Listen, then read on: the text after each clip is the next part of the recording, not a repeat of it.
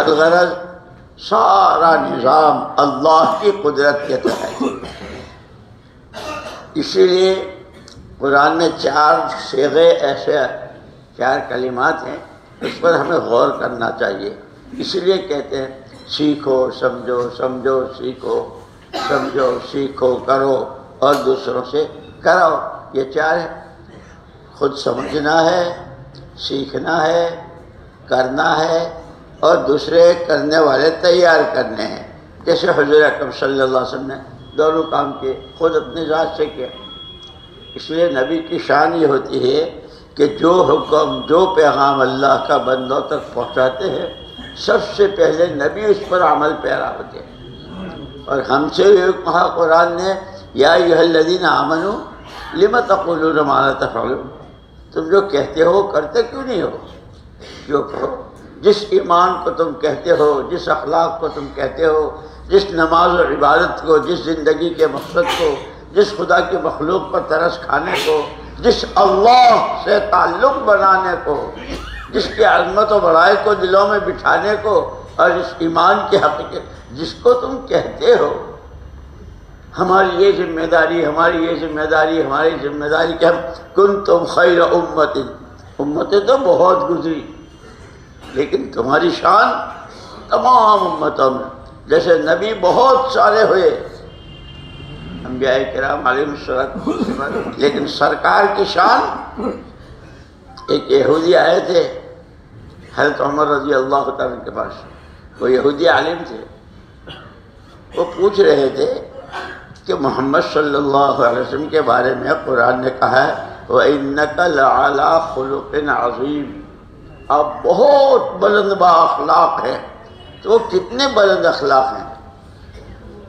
حضرت عمر رضی اللہ تعالیٰ کی شان کیسی، جن کے لیے حضور نے یہاں تک فرمایا کہ جس راستے سے عمر جائیں گے شیطان نہیں جا سکے گا، جن کے لیے آپ نے یوں فرمایا کہ اگر میرے بعد نبوت کا دروازہ کھلا ہوتا، عمر ایسا ہے کہ اللہ اس کو نبی بنا دے۔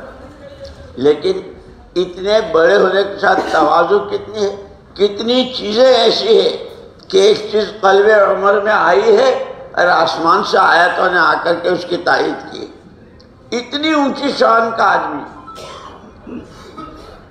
تواضع کیسی ہے۔ اسی لیے مجھے یاد آیا، اس کو بعد میں پورا کرتا ہوں۔ ایک مرتبہ ہم بیٹھے تھے حضرت جی رحمۃ اللہ علیہ کے پاس، مولانا انعام الحسن صاحب رحمۃ اللہ علیہ، تو فرمایا وہ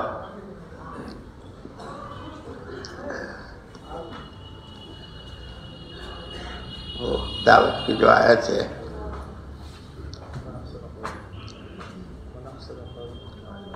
وَمَنْ أَحْسَنُ قَوْلًا مِّمَّنْ دَعَا إِلَى اللَّهِ وَعَمِلَ صَالِحًا وَقَالَ إِنَّنِي مِنَ الْمُسْلِمِينَ، یہ فرما کر فرمایا 3 چیزیں ہیں۔ سب سے پہلے وَمَنْ أَحْسَنُ قَوْلًا مِّمَّنْ دَعَا إِلَى اللَّهِ میں اس امت کے ہر فرد کو پورے عالم کی ذمہ داری دی گئی ہے۔ پورے عالم میں اللہ کے احکامات، اللہ کی فرما برداری، اللہ کے ساتھ کی وفاداری، اس کی دی ہوئی جان مال اور صلاحیتوں کے استعمال میں امانت داری، یہ پہلی ذمہ داری۔ دوسری ذمہ داری ہے وَعَمِلَ صَالِحًا،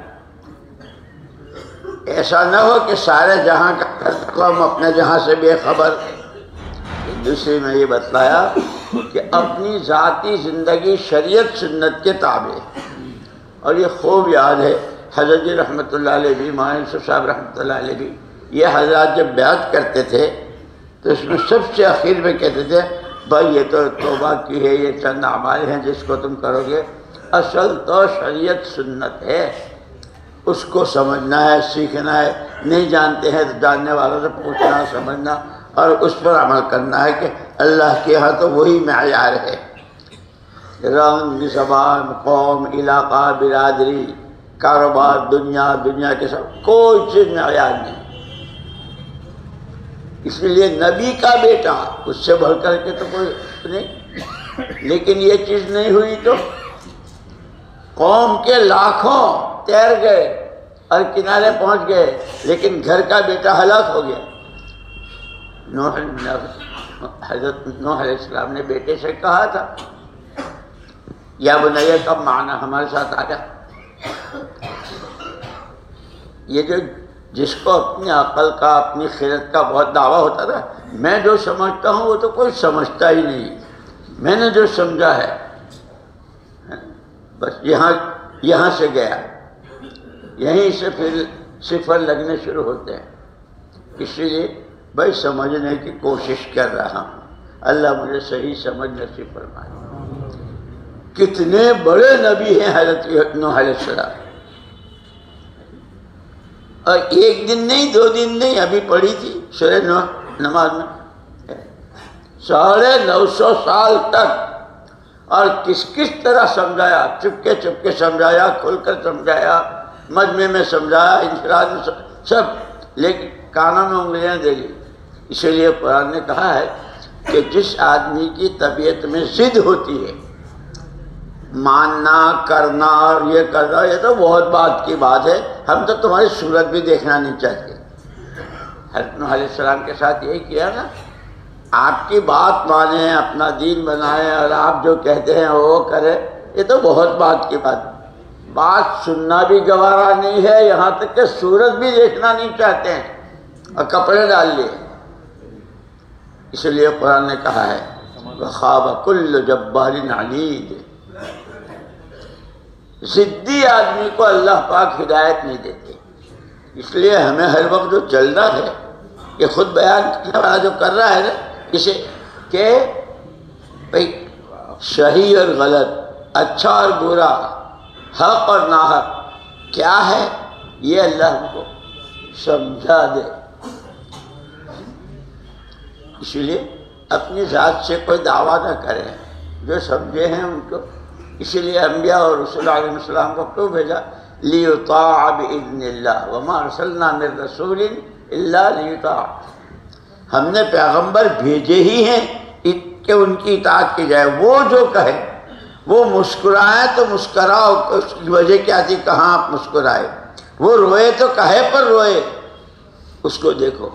اس لیے مولانا الیاس صاحب رحمۃ اللہ علیہ یوں فرماتے تھے، ہماری ساری تگ و دو اور ساری چلت پھرت اور یہ محنت جو میں نے نام نہیں رکھا تبلیغی جماعت، اگر میں نام رکھتا، بڑے حضرت فرماتے ہیں، اگر میں نام رکھتا تو نام رکھتا تحریک ایمان، کہ ہر آن ہر فرد امت، وہ نوکری کرتا ہو، کاروبار کرتا ہو، جوان ہو، تندرست ہو، اور کئی فیکٹریوں کا مالک ہو، بڑی دولت ہو، جو بھی دنیا کے سامان وغیرہ ہو، ہر آن ہر سانس اس کا ایمان ترقی کے رخ پر ہو، اللہ کو اللہ جاننا.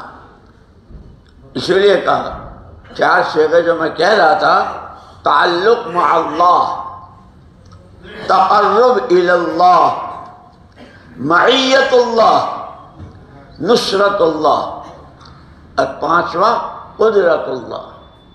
کہ سب سے پہلے، بلکہ علماء نے یہاں تک کہا انسان کا بحیثیت انسان ہونے کے، مخلوقات تو بہت ساری ہیں، انسان کا بحیثیت انسان ہونے کے سب سے پہلے اپنے خالق و مالک، اپنے پالنہار کو پہچاننا.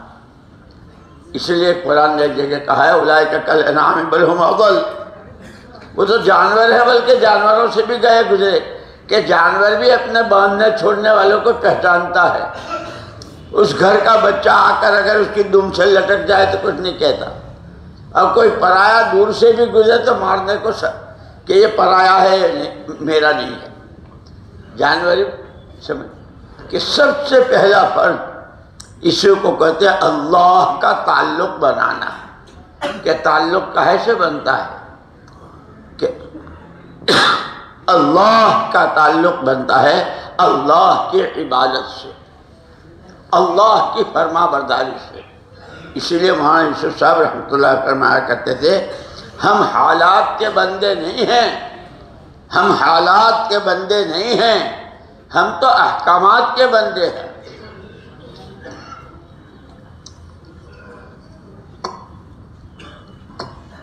کہ حالات تو بدلتے بدلتے ہیں، رات ہوتی ہے، دن ہوتا ہے، سردی ہوتی ہے، گرمی ہوتی ہے، کبھی بیماری، کبھی بہت اچھے کاروبار اور بہت خوشحالی، اور کبھی حالات کا پریشانیوں کے ناگوار ہیں۔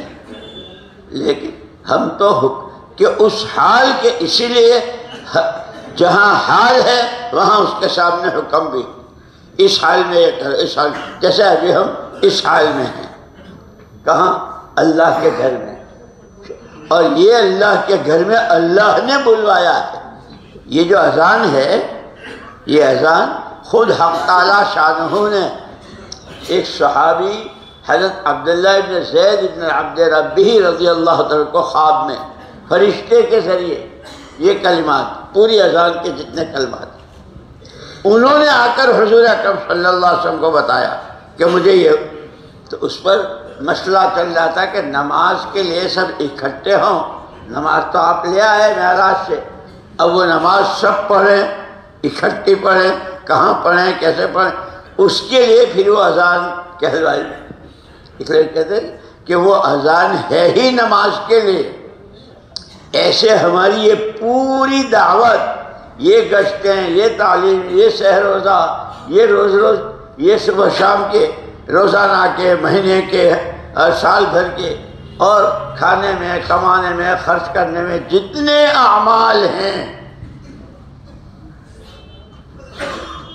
اس کی جتنی باتیں ہیں وہ عمل کے لیے ہیں۔ دعوت ہے، دعوت کے لیے نہیں، دعوت اعمال کی۔ تمام نبیوں نے یا قوم اعبدوا اللہ، یا قوم اعبدوا اللہ، ہر نبی نے او قوم اللہ کی عبادت کرو، کہ ہماری دعوت عبادت کو زندہ کرنے کی۔ اور عبادت جو عام طور پر لوگ سمجھیں روزے رکھ لیے، نماز پڑھ لی تو ہو گئی، نہیں، 24 گھنٹے کی زندگی کی تمام تر حرکت و سکنات میں بیٹھے ہیں، اٹھے ہیں، بول رہے ہیں، خاموش ہیں، اندھیرے میں ہیں، اجالے میں، اس وقت میں اللہ کا حکم اور اس کو حضور اکرم صلی اللہ علیہ وسلم کے طریقے پر پورا کرنا، کہ پھر بیوی کے منہ میں لقمہ دے رہے ہیں تو بھی وہ عبادت بن رہی ہے، بچے کو پیار کر رہے ہیں تو بھی وہ عبادت بن رہی ہے، گاہک کو سودا دے رہے ہیں، اس سے پیسہ لے رہے ہیں، دھیان وہ ہے اللہ میرا دیکھ رہا ہے، اللہ میرے۔ مجھے یاد آیا ہمارے ایک مفتی صاحب تھے، مفتی زین العابدین صاحب رحمۃ اللہ علیہ، کہ اگر اللہ کی 3 صفات کا آدمی کو استحضار رہے، دھیان رہے، تو یہ گناہ نہیں کر سکتا۔ اللہ سمیع ہے، اللہ بصیر ہے، اور اللہ علیم ہے۔ کوئی سنے نہ سنے، 7 پردوں کی، 7 تہوں کی چونٹی کی چال کو بھی وہ سنتا ہے، وہ ایسا سمجھے۔ کہاں درخت ہلتا ہے، کہاں پتا ہلتا ہے، کہاں کیا، وہ سمیع ہے، وہ بصیر ہے۔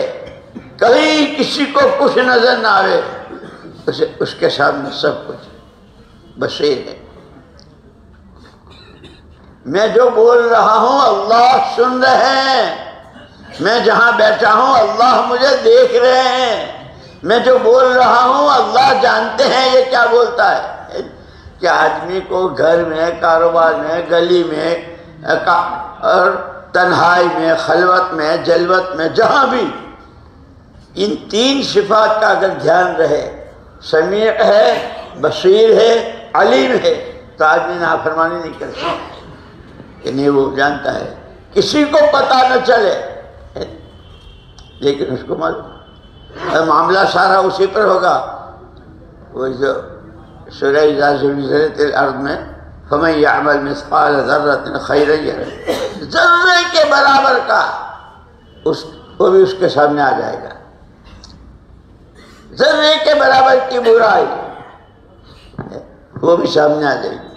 تم نے یہ کیا ہے، فلاں وقت میں یہ کیا ہے، فلاں وقت میں یہ کیا ہے، یہ تمہاری نماز ہے، یہ تمہاری تسبیح ہے، تم نے ایک بھائی کے ساتھ بہت اچھا برتاوا کیا، اس لیے آتا نا جب ایک آدمی کے پاس روزے، نمازیں اور کیا کیا عبادتیں، صدقے، خیرات، لیکن اس کے لیے جہنم کا فیصلہ ہو رہا ہوگا کہ تو ایسا اور ایسا، اور اس کے یہاں اس کے ایک بول نے دل پھاڑ دیے تھے، 2 بھائیوں میں جدائی کرا دی تھی، چچا بھتیجے میں، گھر میں آگ جلوا دی تھی جملہ۔